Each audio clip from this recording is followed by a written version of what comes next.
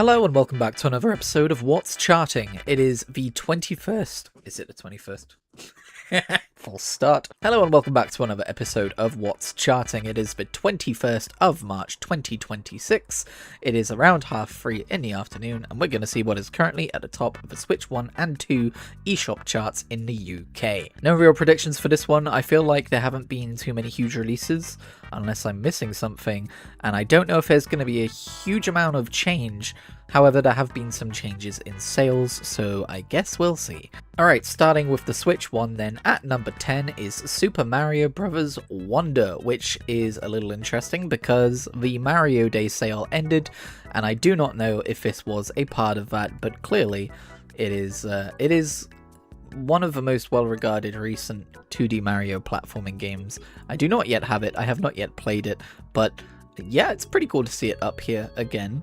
I don't know if the Switch 2 expansion pack really speaks to me, but I definitely want to play the original game at some point. At number 9 is Animal Crossing.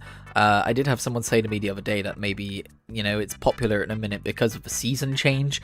I don't know if people will be buying the game because of a season change, but I definitely saw a lot of people playing it the other day, so maybe I should check in with my town and see it not looking snowy, because I feel like every time I boot it up, it's during the winter and it's all snowy, so it'd be nice to see what it looks like in the spring. At number 8 is Pokemon Legends Arceus, a game which I've been sorely tempted to dive back into recently because I've still not finished that Pokedex, and I want to start finishing Pokedexes in these games. At number 7 is Mario Kart 8 Deluxe, and if you think I've got anything new to say about that, you would be sorely mistaken. At number 6, in its usual 6th spot, is Nintendo Switch Sports. I don't know why this is always specifically in 6th place, but it is. At number 5 is the Super Mario Galaxy and Super Mario Galaxy 2 bundle. I can't remember if it was the last week or the week before, but I mentioned I was surprised to see it in the top 10 despite not being on sale, and I didn't know why it suddenly jumped up.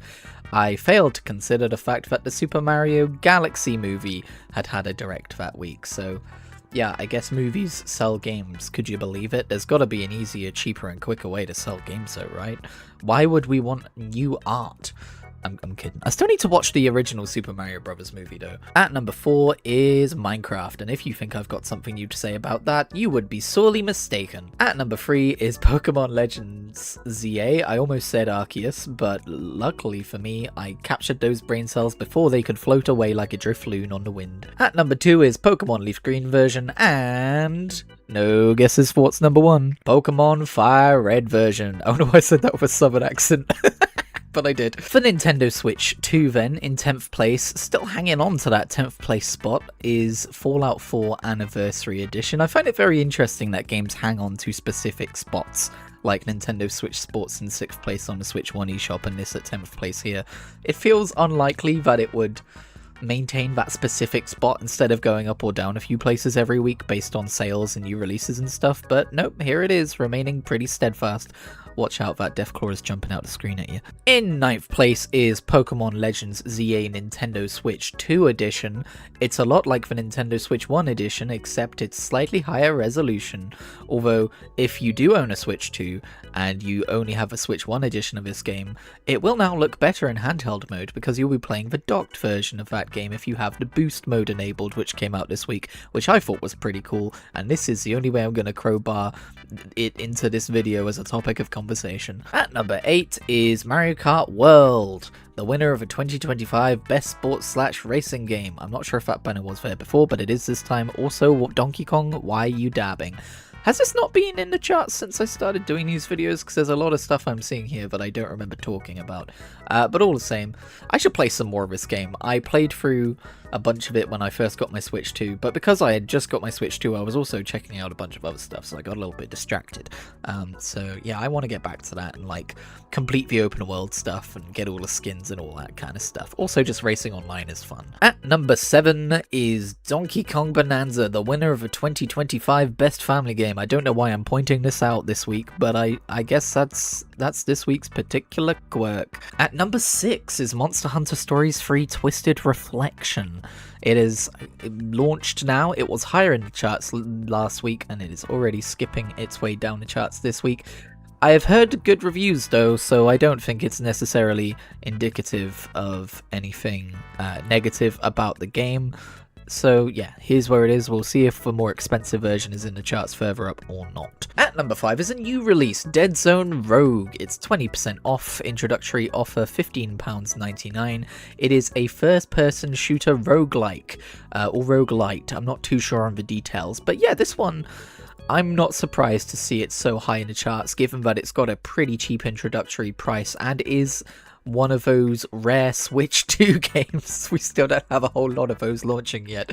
And I've heard good things about this game.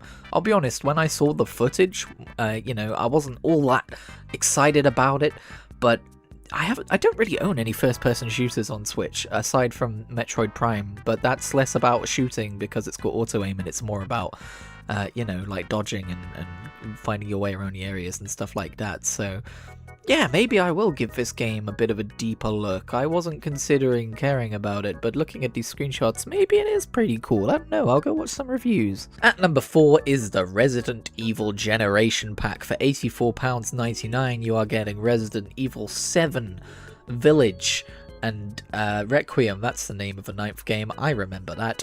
I'm a good guy, I don't call it Resident Evil 8 and 9. Capcom don't want me to do that. But yeah, this is still in the charts. I wonder if 9 by itself... Damn it, I just did it! I'm a fake gamer.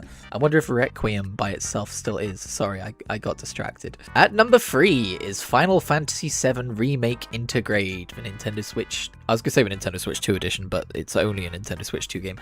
And that would be because it is 40% off at £23.99. I was wondering if we were going to see any of these Square Enix sale titles in here, and I shouldn't be surprised that this is the one that's so high up, considering it's bloody Final Fantasy VII Remake Intergrade, and it's, by all accounts, a pretty good version of the game. I mean, look at that. That's a Nintendo Switch 2 screenshot, you know? It's not as crazily good looking as it would be on a nice PC, but it's pretty much on par with any other console version by the looks of it.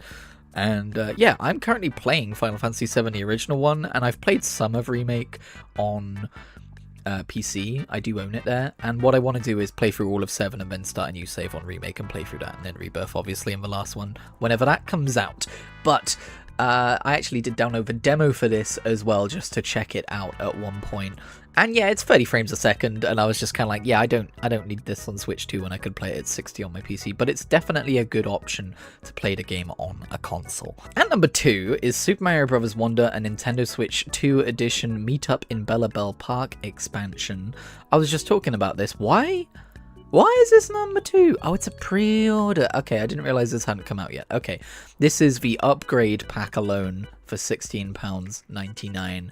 And yeah, I don't know if it's only just become available for pre-order, but it is coming out pretty soon on the 26th of March. So I guess people are pretty stoked about that. Color me mildly surprised. Like number 2? Alright. Maybe 10, but 2? Alright. And at number 1, please act shocked. It's Pokemon Pokopia. If you think I have anything new to say about this game, you would be sorely mistaken. But yes, it will surely be number 1 for some time, because it's just that good. Now let's take a look at some of the download exclusive charts, starting with the Nintendo Switch 1 eShop. We've got Tiny Bookshop in 10th place, followed by MLB The Show 26 in 9th place, Super Mario Galaxy in 8th place, Disney Dreamlight Valley in 7th, Poppy Playtime 4 in 6th place, Super Mario Galaxy 2 in 5th place, Wobbly Life in 4th place, Mega Man Star Force Legacy Collection in 3rd place. This is a pre-order, and I'm not a Mega Man guy. I don't know much about this. I'm going to have to ask my friend about this, but I've heard people, or I've got rumblings of people being excited about this. So yeah, that's coming out on the 27th of March. We've also got Pokemon Leaf Green and Fire Red, absolute shocker. And in the Nintendo Switch 2 charts, we've got Skyrim Anniversary Edition at 10th place, Tomb Raider Definitive Edition in 9th place, Tomb Raider 123 Remastered in 8th place, Final Fantasy Tactics: The Ivalice Chronicles in 7th place because of the Final Fantasy sale, that is £34.99. Sorry, not a Final Fantasy sale, a Square Enix RPG sale. In 6th place is Stardew Valley, in 5th place is Hades 2, in 4th place is Starship Troopers Ultimate Bug War, which I believe just came out. It's a first-person shooter It's the closest I think we're going to get to Helldivers 2 on the Switch 2.